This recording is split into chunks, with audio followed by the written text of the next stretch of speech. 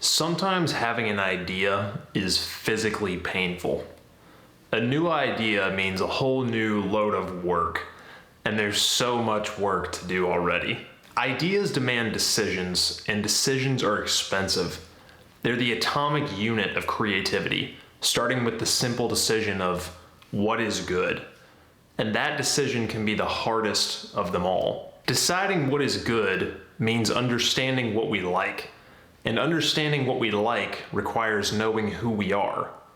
Suddenly, it's not so simple. I often think of creativity as only the genesis of new material, but equally as important is the process of curation, of actively reflecting on our work and deciding where it needs to go. Creator, destroyer, writer, editor, light, dark, the snake eating its own tail. Curation is the partner of Genesis in the duality of creativity. Alex Hormozy said, "The heaviest things in life aren't iron and gold, but unmade decisions." And every new idea brings a whole wave of unmade decisions.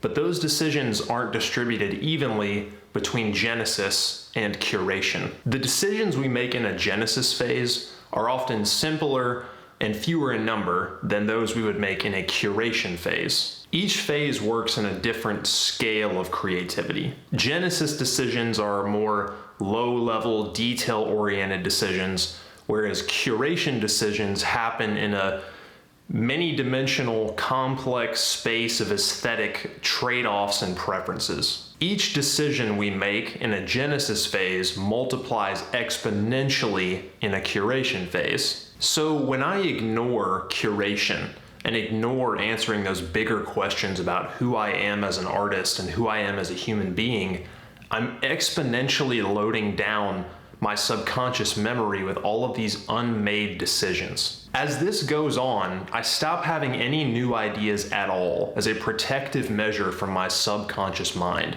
I can't bear the thought of dealing with any more of this baggage of new ideas coming in. I used to think this was something that I was doing wrong, or some deep-seated flaw in my creative process. That I was hitting these blocks and not having new ideas because of some fundamental problem in my creative identity. But in the last year, I've started looking at this in a new way. I understand that ideas are not flowing because I have too many unmade decisions and too much curation to do on the ideas I've already started. At this stage, curation should not be complex. I listen to a demo and I go with my gut. Did it excite me? Was there something I remember? Did it get me moving? Did I feel anything? It sounds simple because it is simple.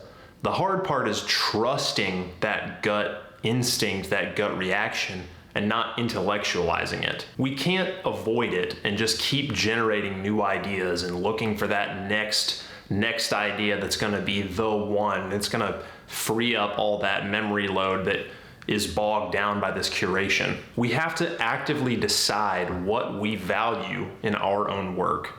And that can only happen over thousands and thousands of iterations of curation. As I spend more time curating my own work and editing my own output, I start to perceive a clearer identity of who I really am and what I am as an artist. I get to know myself in the context of my own taste and form a stronger connection to my authentic identity. In the words of my favorite interdimensional janitor, Ati, the work will instruct its maker. You don't have writer's block. There's nothing wrong with you. You don't need to reinvent your whole process. You need to spend some time curating and see how much better and how much lighter you will feel.